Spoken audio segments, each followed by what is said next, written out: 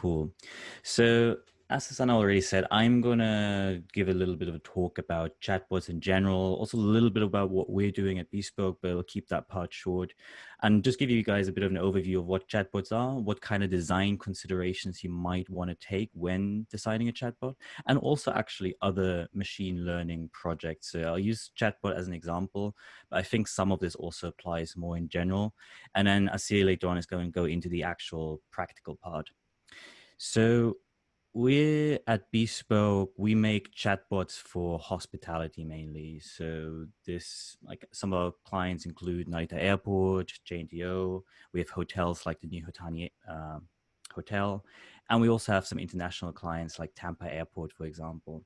So we help people find restaurants, find their flights, get information about COVID, all these sort of things. And the number I have down here, it used to be accurate. It used to be around 30,000 users per day. It's a little bit different with the current travel situation, as you can imagine, but it's still a significant number. So we do have quite a lot of data coming in, and we do really hope that we know what we're doing when it comes to chatbots.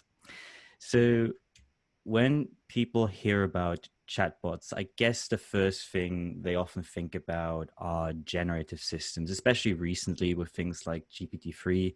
You might say, okay, let's just train some kind of generative model on a lot of conversation data, and then let's just have a bot that replies with a generative text to any query that comes in.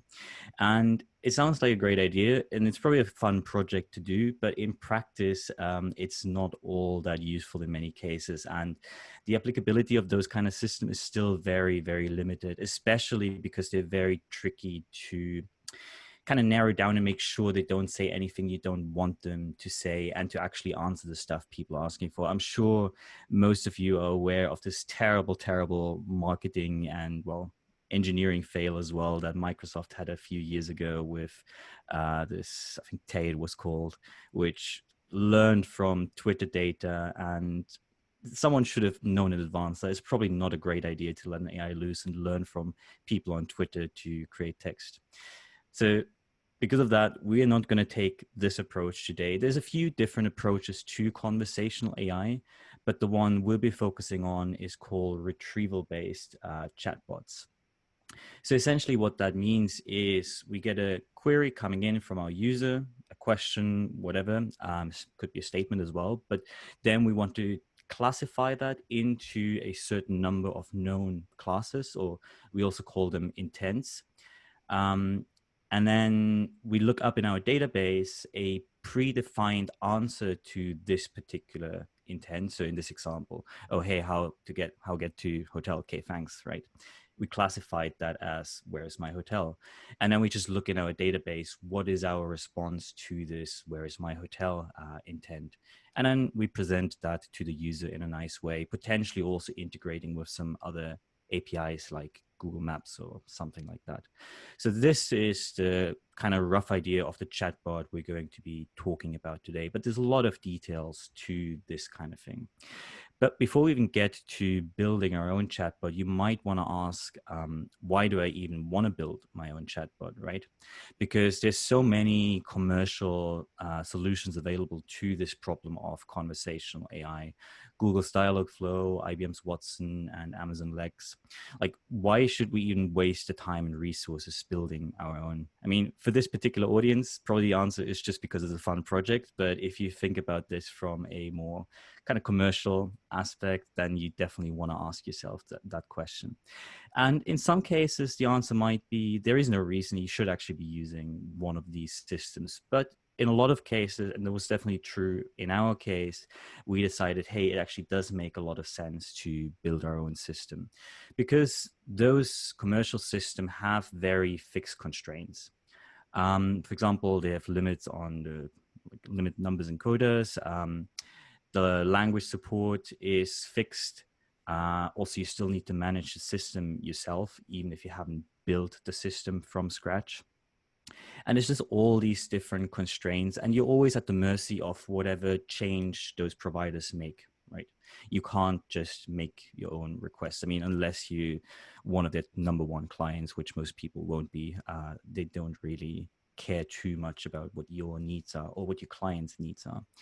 So we used our data and we actually compared our own taking our own data. We did try these different systems and we realized, hey, actually with a fairly simple prototype in-house, we could achieve comparable results like accuracy metrics on the data we care about as we could from using one of those commercial systems, which tells us actually if we then improve on that prototype a little bit, we can very quickly get something for our specific need that's actually much better than what those commercial solutions provide. So just to give you a few examples of like, hey, why does this additional flexibility actually help? And a lot of it comes down to this idea of user-centric design. So what kind of problem are you trying to solve? Those commercial solutions, they're trying to be as general as possible, but that means for every specific use case, they're not ideal. They're trying to kind of hit as much as possible by being as general as possible. But because we can focus very, very specifically on our particular use case, for example, is hospitality and travel industry, we can very quickly add features that are very specific for this. So we can, for example, add custom typo correction. Recently, with the whole Corona situation, we had a lot of quarantine misspellings, we realized, and we could very quickly go in and, for example, teach our system that quarantine actually means quarantine. It took us a couple of minutes once we realized that's an issue, and we could just adjust that. I mean, with things like this, you'd hope that the big providers also catch up, but there's more specific cases actually. For example, one of our clients, as I mentioned, is Tampa Airport. But we also have local clients here in Japan, and Tamba is actually a city here in Japan. So if you're at Tampa Airport and a client types in Tamba, you probably want to correct that to Tampa actually. Whereas if you have a bot here locally in Japan, you probably want to do the reverse correction, right? You want to correct Tampa to Tamba. So we can very easily provide these custom typo correction, custom solutions to local bots, for example. So especially with locations, that is very, very relevant. So also we have the ability to disambiguate and also inspect the reasoning of the bot. It's not just a black box system. So here's an interesting example. We introduced this if we don't know exactly what the correct intent would be, but we have two highly likely candidates, then we can actually present them both and ask the user, hey, sorry, we're not sure exactly what you meant, but was it one of those two things? That's again something you can't do with those commercial solutions. And also it allows us much more flexibility of out of the main handling, for example. So here's an interesting example. Like if the query is tell me about sea turtles, a simple classification system might realize, oh, you're talking about seafood. So, hey, here's my favorite seafood recommendations. Some people might be a little bit offended by this. And it's probably not what the user was looking for, at least in most cases. So we can become a bit more sensitive in a way and say, hey, I don't exactly know about sea turtles. Maybe it's related to seafood, but I'm actually not sure. So I can actually tell the user that I'm not sure about this in a smart way. So I can say, did you mention sea turtles? Sorry, I don't know anything about that. And just these kind of custom levels of sensitivity in how we handle out of domains. And those are only a few examples of how you can very, very quickly improve upon those commercial systems. And we realized by taking our first simple prototype, we sort of matched the accuracy of those systems, and then adding things like this, we actually very quickly on our specific problem got a 50 to 20% improvement over the existing solutions. So it's definitely worth building your own solution in many cases, not always, but in many. Okay, so that means we've decided we're building our own bot, right? So now you might say, okay, so I just implement the state-of-the-art deep learning text classification model and I'm done, right? Sorry, the answer is no, unfortunately. It might be very tempting, and I totally get that temptation. And as a fun project, that's totally cool. But if you actually want to take that into production, it's probably not the best approach. And I'm sure you've heard this tons of time, but academia and industry are very, very different. In academia, often the results are on toy data, and they also tend to be cherry picked.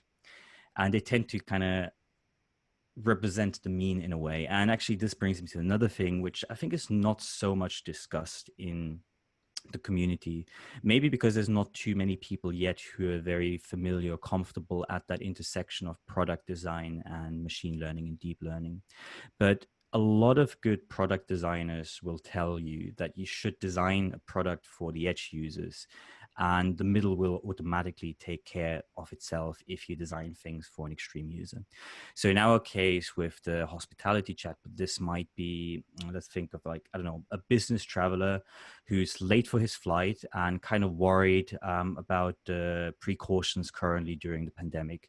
So we can very specifically focus on this kind of edge user, and we can probably handle these with quite a few fairly simple systems actually. But then once we look through a few of those extreme cases and make sure our system handles those correctly, we'll probably also have a very nice system that takes care of the average user. And the problem with much of machine learning and deep learning, not all of it, but most of it by definition, I mean, it's really statistical analysis. So what it's always going to do is look for average cases. It's like this guy here in the middle. It's not the edge user.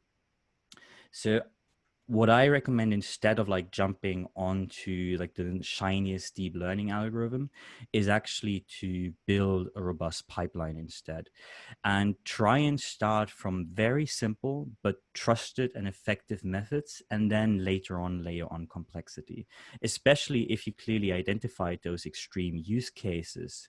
Then you can very quickly actually use fairly simple techniques and try and make progress on those, and then afterwards think about the more complex things.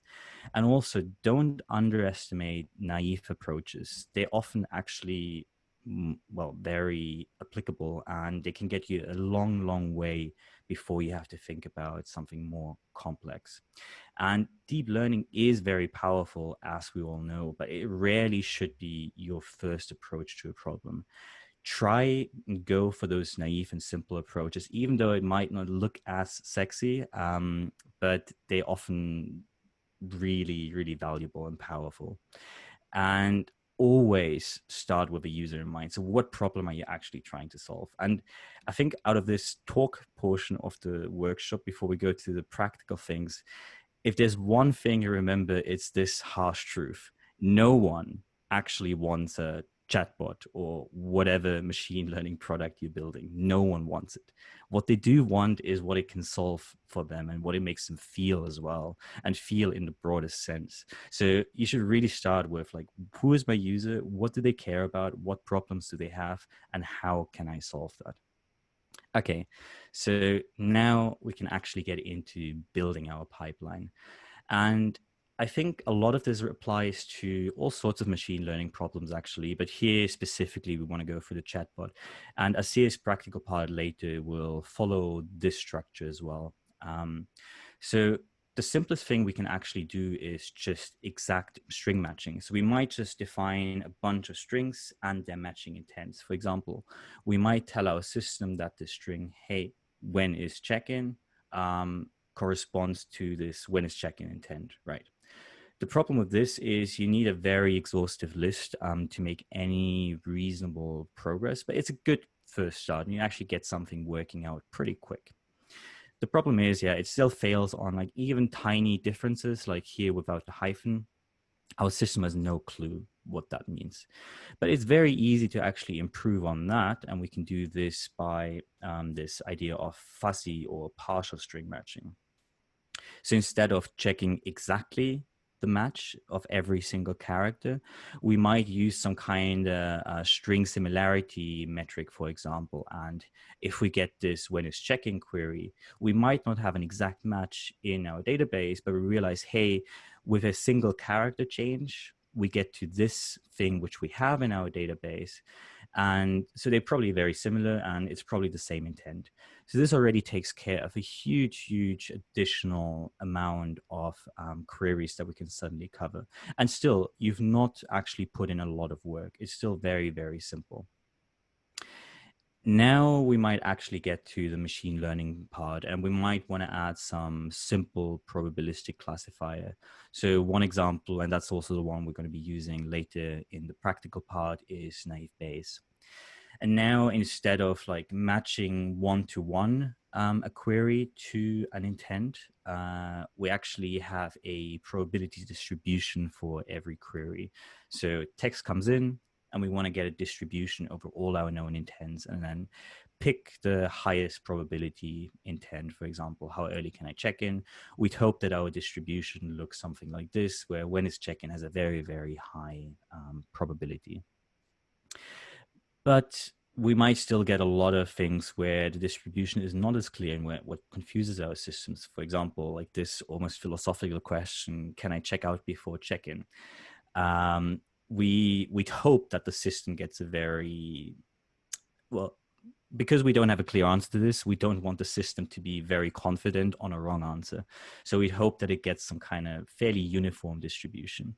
And this is not a bad thing in itself, because this is clearly an unanswerable question in a way. It's out of domain in a sense. Maybe it was just a typo on the user side, and that's a different thing. But if the user actually seriously asks that, maybe they're trying to troll us or trick us, in which case this is actually a very good model output. And then we can do, for example, if we realize, hey, we don't actually know the answer for sure, we can tell the user, because that's a much, much better user experience if you get an answer from the bot saying, sorry, I don't know, can you rephrase or ask me something different, than if you get a wrong answer. So we can use this to do whatever we want, or we can also do something smarter, like in the example of the sea turtle. Like maybe we will actually want to extract a part of this query and reuse it in our answer. And there's all sorts of smarter ways, smarter things you can do in the long term. But the simple thing is really just, okay, if we see distribution like that, maybe we just say, sorry, I don't know.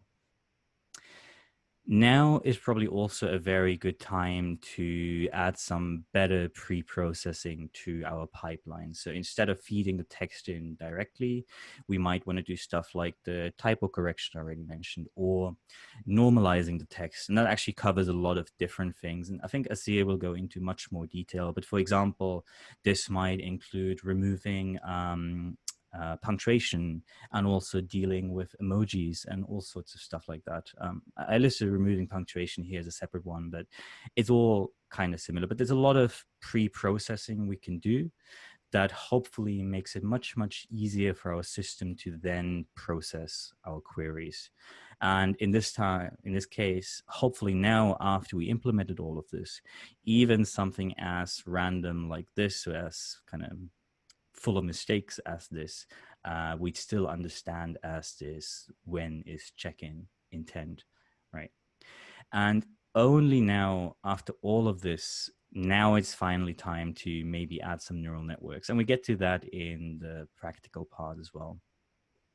And also, once you actually have all these different things in built, you actually want to keep them as a pipeline, right?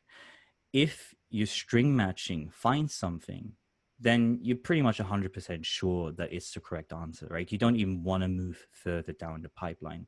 Only if one layer fails essentially and that doesn't give you a satisfying answer, or an answer with enough confidence in a way, then we want to move on to the next layer. And that's also next layer in complexity, where more things can go wrong. And also it's usually computational cost kind of increases as you go down these layers. So I think it applies to chatbots, but probably a lot of other machine learning systems, if you build them well in production, can also fall into a nice pipeline like this, where you want to do one layer after another. And if you get a satisfying answer early on, then that's good enough and the job is done. Okay, so we've done this, and we probably, if we have all of this in place and built well, we have a very nice and very well functioning, simple retrieval-based chatbot. Now we can think of some more advanced things we might want to do. And I want to tell you about two examples of things we used, but there's many more that you could think about.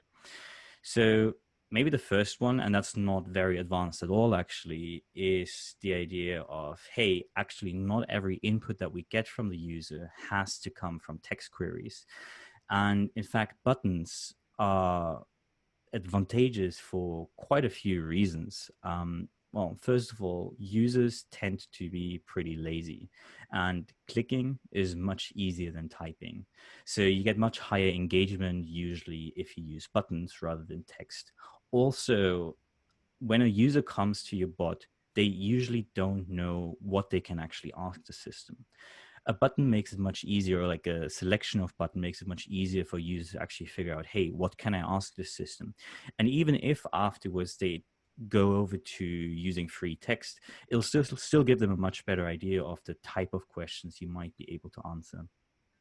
And also, maybe one thing that's really nice from sort of the engineering side, you guaranteed 100% accuracy on a button click. Like there's no classification or anything you need to do. You know what the user is actually asking for. So that's definitely pretty good, and also makes for very happy users usually. Um, then another thing we did quite recently was problem-specific auto-completion. And you might ask, why do I want to implement auto-completion? Because, well, I mean, it's something that every smartphone has built in, every operating system basically has built in. Why do I not just want to use that? And maybe just, if in case it's not clear, autocompletion essentially means if you start typing, if you have like a partial phrase, you want to predict the next word, so the user just has to click on it, or say complete, rather than typing out the whole thing. But yeah, why would you want to do your own? So, I mean, auto-completion in general, it helps with easier and quicker input, and it also reduces typos. But the nice thing about building your own is you can actually build it on data that you know you have an answer to. So you can guide the user in a direction where you know I'm more likely to actually correctly classify the query and provide a useful intent. And that's actually really, really helpful. Also, if you have a very generic auto-completion, you'll probably predict things that your specific user doesn't really care about. But here in this case, this is an Narita airport bot, like weekend, for example, delivery facilities. I'm not sure if that would come up through a normal autocomplete feature, but for us, we know that's a very likely thing a user is going to type in. So we can provide that to our user. And also, if you're thinking from not the end user perspective, but in our case, the client perspective, if a client wants to promote certain things like certain restaurants or whatever, or they want to direct the user into giving feedback about certain things, we can actually steer our auto-completion feature a little bit to make it more likely that the user actually types in that thing that the client cares about. So those are only two examples, but there's many, many more things you can now do that you have like a working chatbot. For example, you can connect to external APIs, and we've done that extensively. For example, Narita Airport, we know all about the flights. We connected to Yelp APIs, so people can look for restaurants, cafes, whatever. You can do a lot of stuff with named entity recognition. And once you get into that, there's really just a ton of things you can do. It starts from simple stuff like, okay, maybe you identify locations and then add a Google Maps support so people can actually directly look for locations or directions. But it is really endless what you can do with that. And again, it should be very specific to your problem and your use case, and you should start approaching it from that. Like, how can I actually use this to deliver value to my user, essentially? Also, what we've so far done with this retrieval-based chatbot, if we've really just looked at each query individually, taken completely out of context, and just provided a single response to that. So it's a very short-term memory conversation in a way. You always just get a very immediate response, but there's no memory of things that the user said earlier. So maybe one thing you might want to do now is look at longer range context. Like, can you remember information that a user provided you early on? For example, in our travel case, if someone told us that they're currently at Terminal 2, we probably don't want to ask them later on again, hey, where are you currently? That would be a very unpleasant user experience. So if we can actually remember these things and sort of build a user profile, that's very nice. And then you can go into much, much more advanced things like actually proper conversation and continuity, but that's still state-of-the-art research. And Again, a fun research project, but it'll probably take you quite a long time to get something useful for production. Also, a lot of what we've done so far is very information heavy. Like a user is asking for a clear piece of information and we provide that piece of information. But to really get a nice chatbot, you might want to include also some small talk. And that can go into so many different directions. And again, you should figure out yourself what small talk actually means to you and also how you want to use it to improve your user experience. Then you can collect user feedback. Again, that's more interesting for the client, maybe not so much for the end user, or for you yourself to improve your bot. So one thing we actually have many different types of feedback, like this thumbs up, thumbs down, but we also sometimes display this after we give a response. Was that helpful?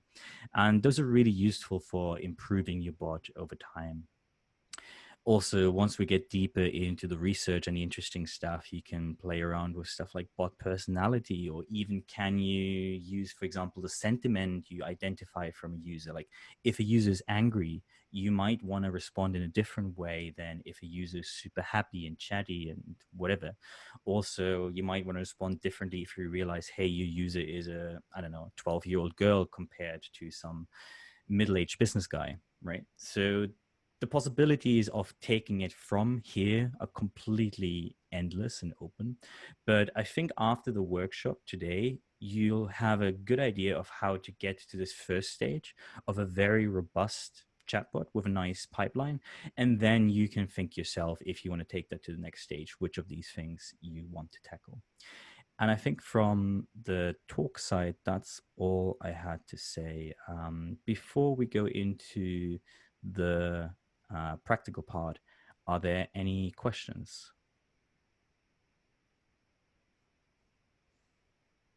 I've not been following the Slack chat, so if anything's come up, can someone highlight that for me?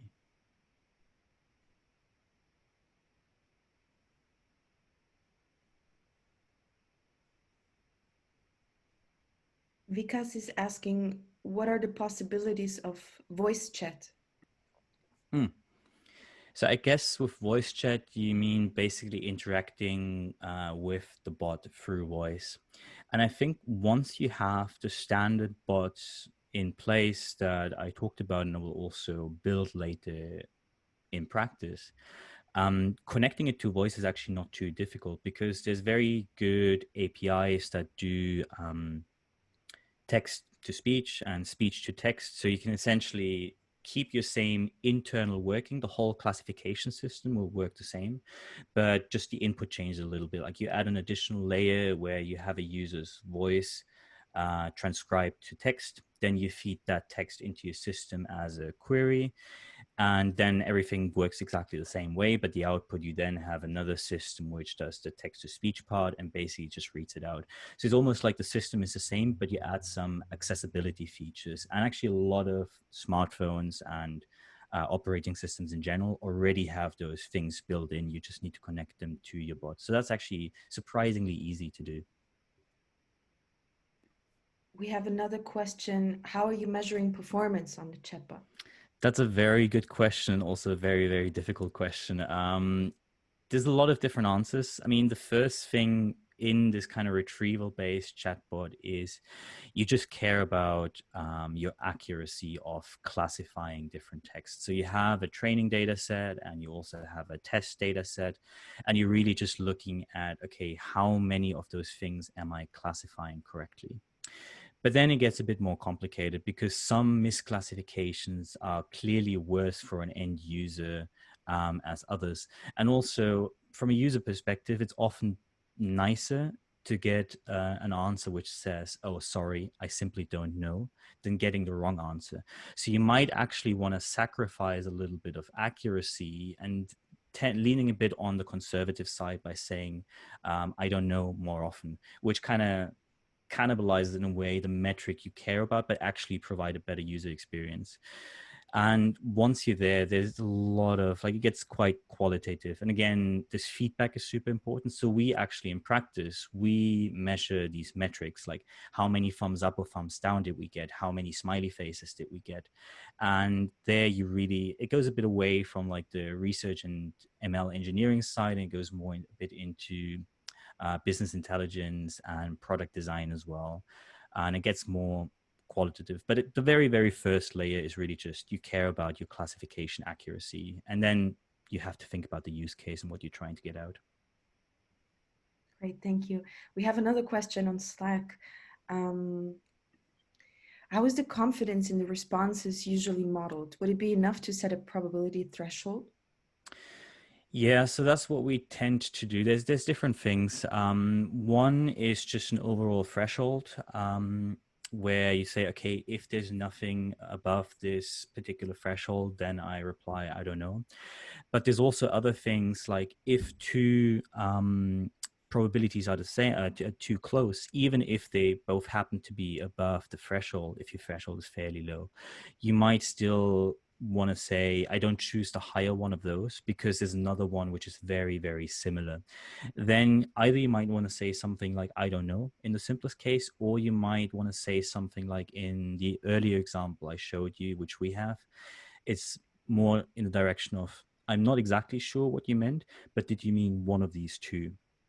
And you can get even smarter about things, but that's probably a first good step. So, but yeah, thresholding is really the simplest way of doing that.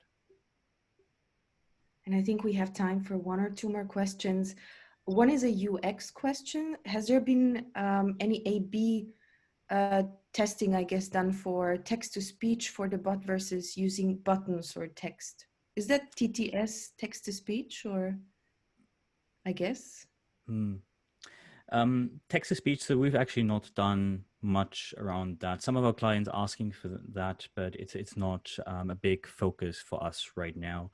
But we've definitely done a lot of A/B testing around how is like free text actually typed text, and I guess that applies the same as text to speech because really once you convert the speech to text, it's really just text. But text against buttons, we've done a lot of A/B testing around that. And buttons in general tend to win on many different metrics. You get higher engagement, you get more satisfied users. So that's why I was really saying buttons should often be your first go-to thing. And then only afterwards, you might want to consider free text. So at least you want to open your initial kind of welcome message with a couple of buttons because they give the user a very easy way to start engaging with your bot and also get a very satisfying first experience because you get a very clear and correct answer. Maybe another UX question, a quick one. You talked about chatbot personality, and someone is asking, is there anything like an uncanny valley problem with chatbots as well? Are there situations where a chatbot should be, quote, like more machine-like than human-like? That's an interesting question. I think because we're talking mostly about this retrieval-based chatbot, you're mostly avoiding this problem because you still predefine the answers, right? The answers are still human written, and we in our team actually have a chat designer. She spends her whole time really just designing the chat flow and designing the responses and all that kind of thing. So I don't think there is too much risk of that thing. But once you get to the generative systems, and you might even want to combine the generative system with your retrieval-based chatbot. For example, if you can't answer the question clearly, if it's an unknown, then you might actually want to employ a generative system if you're confident enough that it doesn't say anything terrible that reflects badly on your brand or your client. But I think once you get to generative chatbots, then you definitely have that problem of the uncanny valley, and which is another reason why it's very difficult to use those systems currently for that kind of purpose. Makes sense, yeah. And maybe we can conclude the QA session with a technical question. Just FYI to all participants, feel free to keep the questions coming. We will be here anyway throughout the workshop, and we can answer some of them on Slack as well. The last question would be if you're using any form of online learning, and if no, how often do you update your system based on feedback? Mm.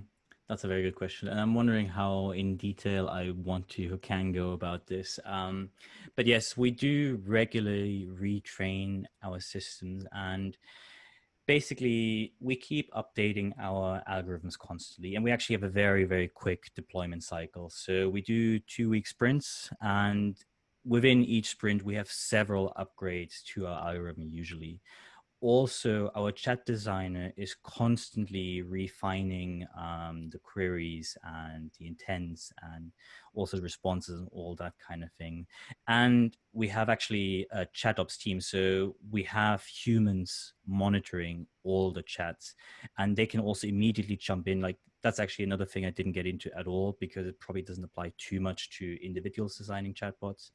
But we have people looking at it, and if we realize, hey, the chatbot didn't do a satisfactory job, someone jumps in and actually gives the correct answer. And they also go through and tag correct or incorrect things. Right now we can do almost all because the volume is a bit lower than usual, but if the volume picks up again once people start traveling, we can at least annotate a subset of random queries, and we can use that data then on every cycle or once in a while, depending on what the schedule looks like, to actually retrain our model with new live data. And also, it's actually interesting, like as we onboard new clients, the kind of data we have shifts, but also with language in general, I think it's something that changes all the time. Maybe this kind of language not so much, but there's definitely trends over time. Like if you look at Twitter data, for example, if that's something you care about, then you really need to retrain your systems regularly, because new phrases, new topics come into existence all the time. And there you want to have much, much quicker cycles. And you may even want to get rid of some of your old data because it's essentially come outdated and it biases your system in a wrong direction. Excellent. Thank you so much. This was a very insightful presentation. Thank you so much, Max. Thanks, guys. And yeah, I'll be around, and everyone else will be around. So if you have more questions on this more maybe UX side, feel free to leave them in the chat. Thank you. Cool.